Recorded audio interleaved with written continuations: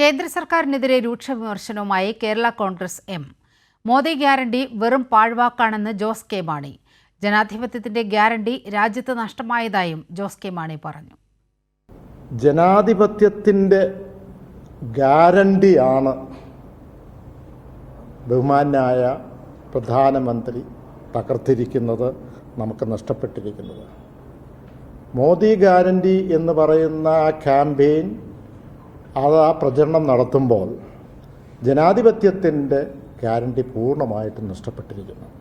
കോട്ടയത്ത് നടന്ന പാർട്ടിയുടെ സംസ്ഥാന നേതൃയോഗത്തിന് ശേഷമാണ് മോദിക്കെതിരെ കേരള കോൺഗ്രസ് രൂക്ഷ വിമർശനം ഉയർത്തിയത്.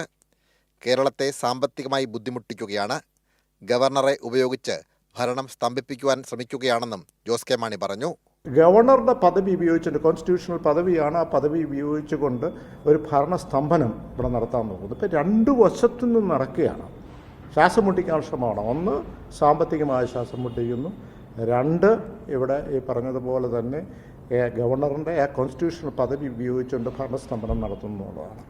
യോഗത്തിൽ പാർലമെന്റ് തെരഞ്ഞെടുപ്പായിരുന്നു മുഖ്യ ചർച്ചാ വിഷയം. റബ്ബർ വില വർദ്ധിപ്പിക്കുവാൻ കേന്ദ്ര സഹായം കൂടിയേ തീരൂ.